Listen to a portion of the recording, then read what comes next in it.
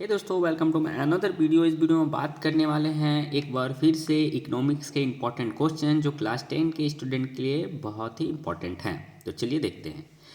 भारतीय reserve bank अन्य बैंकों की गतिविधियों पर किस तरह नज़र रखता है? यह जरूरी क्यों है?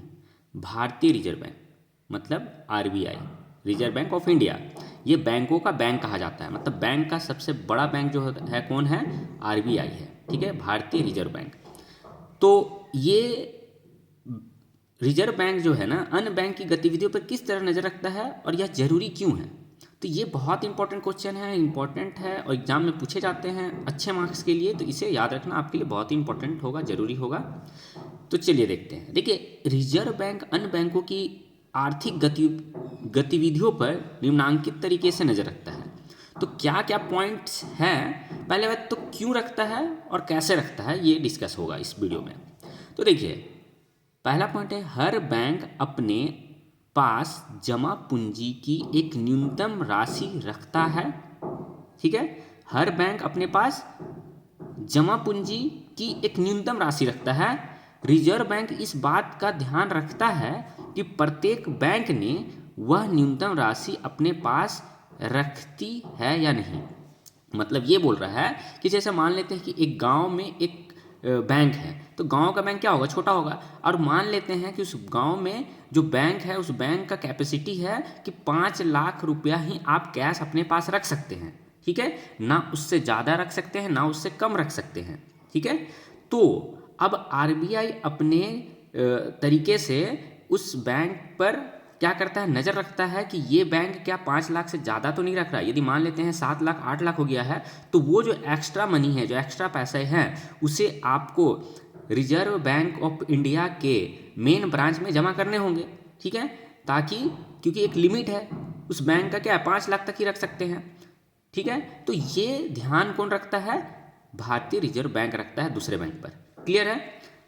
आगे है, रिजर्व बैंक इस बात पर भी नज़र रखता है कि बैंक केवल लाभ कमाने वाली इकाइयों और व्यापारियों को ही तो ऋण नहीं दे रहा है, बल्कि वे छोटे किसानों, छोटे उद्योग चलाने वाली और छोटे ऋण प्राप्त करने वाले को भी ऋण दे, ताकि जन साधारण का कल्याण हो सके। ये क्या पॉइंट्स बोल रहा है? तो रिजर्व बैंक ये भी फोकस करता है, ये भी ध्यान देता है कि जो बैंक है वो ऋण के लालच में, ऋण कमाने के मतलब, यदि बैंक क्या चाहती है कि अच्छे लोग मिल जाए, मतलब बड़े उद्योगपति मिल जाए, जिससे हम क्या करें, पैसा हम दे तो वो क्लियर तौर पर अच्छे तरीके से मुझे पैसा रिटर्न कर दे। तो आरबीआई केवल यही देखता है कि केवल बैंक अपने अपने तरीके को आसान करने के लिए या फिर ऋण प्राप्त करने के लिए केवल बड़े लोगों को तो ही ऋण नहीं दे रहा है। क्या ये छोटे लोगों को जो डेली काम करते हैं, कुछ बाज़ार में कुछ छोटे व्यापारी हैं जो लगाते हैं सामान, तो छोटे छोटे जो उद्योगपति हैं या फिर छोटे किसान हैं, उनको भी ये पैसे दे रहे हैं कि नहीं? ऐसा तो नहीं हो रहा है कि छोटे किसान जब अपने कृषि के लिए, किसी काम के लिए बैंक से पैसे जाते हैं उधार लेने, तो उन्हें भगा दिया जाता है। ठीक है, तो ऐसा तो नहीं हो रहा है। ये क्या हुए, छोटे लोगों को भी तो लोन दे रहे हैं, ऋण दे रहे हैं, केवल बड़े लोगों पे तो फोकस नहीं किया जा रहा है। ठीक है, तो ये सभी बात को भी रिजर्व बैंक ध्यान देता है, क्योंकि सभी का कल्याण होना जरूरी है। नेक्स्ट पॉइंट्स है, रिजर्व बैंक विभिन्न बैंकों से यह भी निरंतर जानकारी प्राप्त करता है। रिजर्व बैंक ये भी बैंकों से निरंतर जानकारी प्राप्त करता रहता है कि वे किन किन को कर्ज दे रहे हैं, वो किन किन लोगों को कर्ज दे रहे हैं, ये भी फोकस करता है। और यह कि ब्याज दर से किसी से अन्याय तो, मतलब ये बोल रहा है यह कि ब्याज दर से किसी से अन्याय ना हो सके और कोई ठगा ना जाए।